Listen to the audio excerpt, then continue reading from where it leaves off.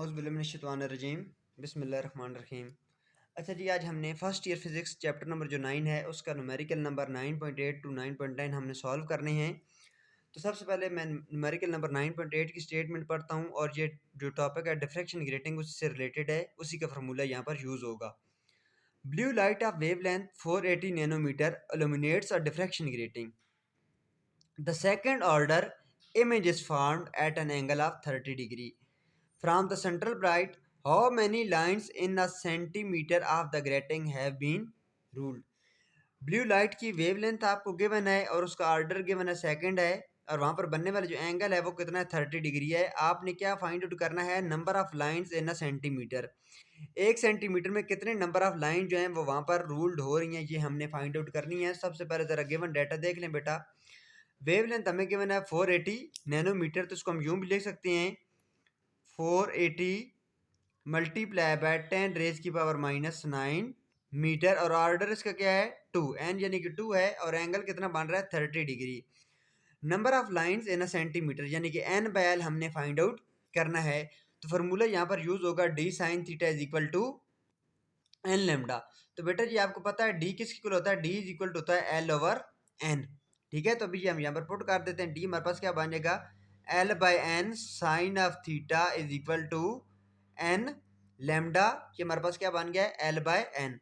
तो अभी ये साइन थीटा इधर मल्टीप्लाई और उधर जाके हो जाएगा डिवाइड, तो एल बाय एन किसकी इक्वल हो जाएगी जी N lambda over sine of theta, N lambda over sine of theta. तो अभी चूंकि हमने फाइंड एन बाई एल करना है तो इसको मैं कह देता हूँ इक्वेशन नंबर 1। हम इसका क्या लेंगे reciprocal, taking reciprocal of equation 1। Equation number 1 का रेसिप्रोकल लेने की वजह से हमारे पास बन जाएगा N by L is equal to sine theta over N lambda. अभी बेटा जी आप यहाँ पर इसकी वैल्यू पुट हम कर देंगे तो एन बाई एल हमारे पास आ जाएगा N by L is equal to sine theta हमारे पास कितना है 30 डिग्री, और एन हमारे पास ऑर्डर कौन सा है 2, और वेव लेंथ हमारे पास कितनी है जी 480 मल्टीप्लाई बाय 10 रेज पावर -9। अभी ये सारी की सारी वैल्यू हमने यहाँ पर पुट कर दी हैं, तो इनको जब हम सॉल्व करेंगे तो इसकी वैल्यू हमारे पास बनेगी 5.2 मल्टीप्लाई बाय 10 रेज की पावर 5 लाइन्स पर मीटर। अच्छा, तो इनको हम यूं भी लिख सकते हैं 5200 मल्टीप्लाई बाय 10 रेज पावर 2, ये हमारे पास क्या आ रही हैं लाइन्स पर मीटर। लेकिन हमने लाइन्स पर सेंटीमीटर फाइंड आउट करनी है, तो हम क्या करेंगे इसको 100 से डिवाइड कर देंगे। तो 100 को भी हम लिख सकते हैं यानी कि 10 रेज पावर 2, ये 10 रेज पावर 2 और 100 ये आपस में क्या हो जाएंगे कैंसिल आउट हो जाएंगे। तो अभी ये आंसर हमारे पास किस में आ जाएगा 5200 लाइन्स पर सेंटीमीटर। ये हमारे पास क्या आ गया एन बाय एल, और यूं हमारा जो न्यूमेरिकल नंबर 9.8 है जी ये सॉल्व हो गया। और नेक्स्ट हमारे पास न्यूमेरिकल नंबर 9.9, और ये diffraction of X ray crystal जो है उससे रिलेटेड है। तो यहाँ पर क्या है X ray of wavelength 0.150 nanometre are observe to undergo a first order reflection. X ray है उसकी वेवलेंथ हमें गिवन है इतनी है, और वो फर्स्ट ऑर्डर से क्या हो रही है रिफ्लेक्ट हो रही है at Bragg's angle of 13.3 degree, और वहाँ पर उसका एंगल बन रहा है वो कितना है 13.3 from a quartz SiO2 crystals. What is the interplanar spacing of the reflecting planes in the crystal. हमने उनके दरमियान जो इंटरप्लेनर स्पेसिंग जो होती है उसको हमने फाइंड आउट करना है। ठीक है जी, तो अभी जरा यहाँ पर देख लीजिएगा स्टूडेंट्स इसमें कौन सा फार्मूला हमारे पास यूज होगा। ठीक है, तो सबसे पहले हम देखते हैं गिवन डाटा में हमें उसकी वेवलेंथ गिवन है 0.15 नैनोमीटर। ठीक है, तो उसकी वेवलेंथ हमारे पास कितनी है 0.15, और उसको हम नैनोमीटर को आगे हम लिख सकते हैं 10 रेज पर -9 मीटर। और जिस ऑर्डर से रिफ्लेक्ट हो रही है वो हमारे पास कौन सा है 1, एन हमारे पास 1 है, एंगल कितना है 13.3 डिग्री। तो उनके दरमियान हमने स्पेसिंग को फाइंड आउट करना है, डी हमारे पास ये हमने यानी कि फाइंड आउट करना है। तो फार्मूला हमारे पास होता है diffraction of X ray crystal का, वो होता है 2d sine of theta is equal to N lambda. We have to find D. अभी यहाँ पर हमने क्या चीज़ फाइंड आउट करनी है, डी फाइंड आउट करना है। तो अच्छा यूँ आप करें 2d इधर ही रहने दें, साइन थीटा को उधर जाकर डिवाइड कर दें, N lambda divided by sine theta इधर मल्टीप्लाई इधर क्या हो जाएगा डिवाइड। अभी चूंकि हमने सिर्फ डी फाइंड आउट करना था, टू इसके साथ क्या हो रहा है मल्टीप्लाई, तो ये भी यहाँ का क्या हो जाएगा डिवाइड हो जाएगा। तो डी किसकी इक्वल हो जाएगा N lambda over two sine of theta. अभी हम ये वैल्यू पुट कर देंगे। एन की वैल्यू बेटा हमारे पास क्या है 1 और लैम्डा हमारे पास कितना है जी 0.15 मल्टीप्लाई बाय 10 रेज पर minus 9 divided by 2 sine of sine हमारे पास थीटा की वैल्यू कितनी है 13.3 डिग्री।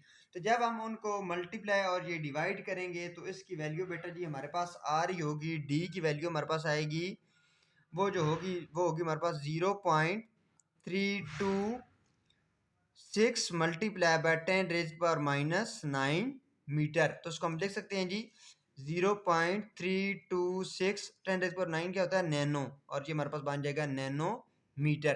तो ये हमारा न्यूमेरिकल नंबर 9.9 भी सॉल्व हो गया है और उसकी हमने स्पेसिंग जो है डी फाइंड आउट कर ली है। उसके बाद न्यूमेरिकल नंबर 9.10 ये भी diffraction of X ray crystal से ही रिलेटेड है जी। इसके भी स्टेटमेंट में पढ़ता हूँ। इसमें क्या है an X ray beam of wavelength lambda undergoes a first order reflection from a crystal when its angle of incidence to a crystal phase is 26.50 and an X-ray beam of wavelength 0.097 nanometer undergoes a third order reflection when its angle of incidence to that phase is 60 degree, assuming that the two beams reflect from the same family of planes। Calculate हमने क्या करना है the interplanar spacing of the planes and the wavelength. उन दो हमारे पास जो planes हैं उनके दरमियान स्पेसिंग कितनी है वो हमने फाइंड आउट करनी है और सेकंड नंबर पे हमने उनकी वेवलेंथ फाइंड आउट करनी है जी। अच्छा जी 9.10 जो न्यूमेरिकल है इसकी स्टेटमेंट को समझने के लिए हमने यहाँ पर ये सपोज कर लिया हमारे पास एक क्रिस्टल है जिसके अंदर आपको पता है जी एटम या मॉलिक्यूल जो हैं वो रेगुलर अरेंजमेंट में होते हैं।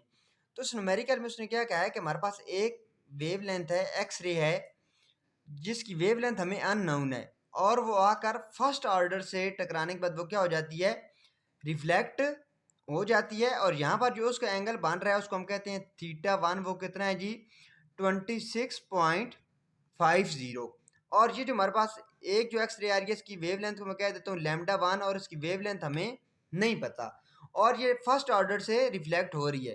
फिर वो कहता है कि एक और एक्स रे है जो यहाँ से आ रही है और थर्ड ऑर्डर से रिफ्लेक्ट होती है और उसकी वेवलेंथ को हम रिप्रेजेंट कर देते हैं लैम्डा 2 से और वो कितनी है 0.097।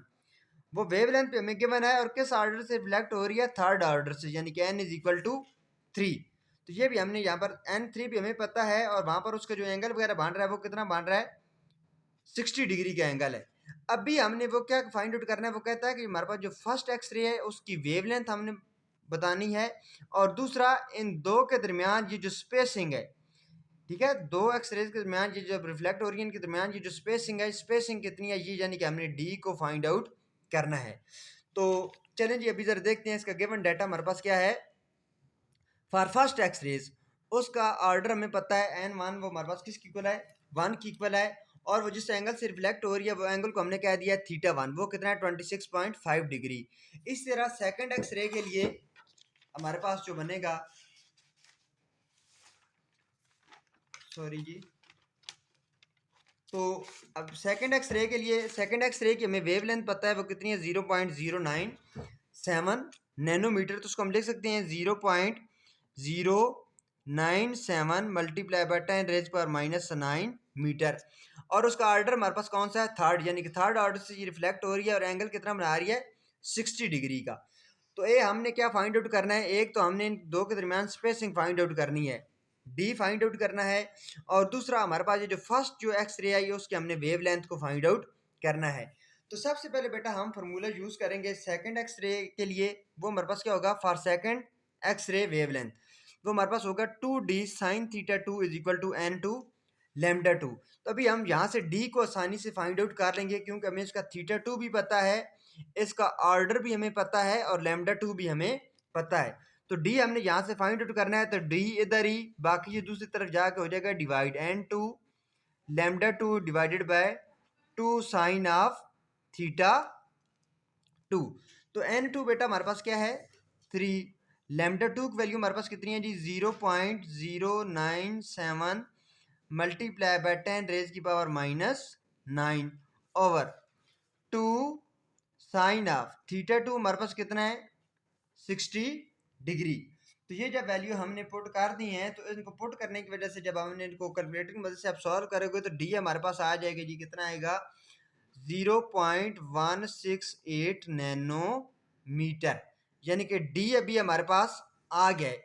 अभी डी हमें पता चल गया तो हमारे पास जो फर्स्ट एक्स रे है उसकी भी हम वेवलेंथ आसानी के से फाइंड आउट कर सकते हैं। ठीक है जी, फॉर फर्स्ट वेवलेंथ अभी हम फार्मूला यहाँ पर यूज करेंगे 2d sin theta 1 is equal to n1 lambda 1। उधर हमने क्या यूज किया था 2d sin theta 2 is equal to n2 lambda 2। तो अभी यहाँ पर देखें इसका ऑर्डर n1 वो हमारे पास 1 है, उसकी हमने वेवलेंथ यहाँ से फाइंड आउट करनी है। लैम्डा 1 हमने क्या करना है फाइंड आउट करना है।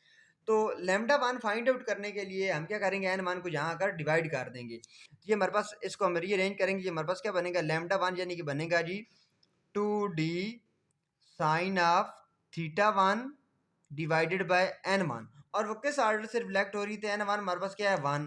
तो 1 को आप किसी नंबर से मल्टीप्लाई डिवाइड करें तो वही चीज़ बनती है। d की वैल्यू हमने ऑलरेडी यहाँ पर फाइंड आउट कर लिया है। अभी ये d की वैल्यू हम यहाँ पर पुट करेंगे और थीटा 1 की जो हमारे पास वैल्यू थी वो हमने यहाँ पर पुट करनी है। ठीक है जी, तो थीटा 1 की बेटा जी वैल्यू हमारे पास क्या थी, उसकी वैल्यू हमारे पास बन रही है 26.50। तभी वो वैल्यू पुट करें लैम्डा 1 क्या हो जाएगा 2, डी की वैल्यू ऑलरेडी हमारे पास आ गई है, उनके दरमियान जो स्पेसिंग है 0.168 साइन ऑफ थीटा 1 की वैल्यू बेटा हमारे पास क्या है जी 26.50 डिग्री डिवाइडेड बाय 1 आप करोगे तो वो ऐसे ही होता है। तो जब आप इसको डिवाइड करेंगे तो इनको हम सॉरी मल्टीप्लाई करेंगे, इसका साइन लेंगे, इन पर आपस में मल्टीप्लाई करेंगे तो लैम्डा 1 की वैल्यू हमारे पास आ जाएगी जी, उसकी वैल्यू हमारे पास बनेगी 0.149 मल्टीप्लाई बाय 10 रेज की पावर -9 मीटर। तो इसको हम लिख सकते हैं जी lambda 1 is equal to 0.149 nanometre. तो ये हमारा न्यूमेरिकल नंबर 9.10 भी सॉल्व हो गया है। ओके जी, थैंक यू सो मच, अल्लाह हाफिज़।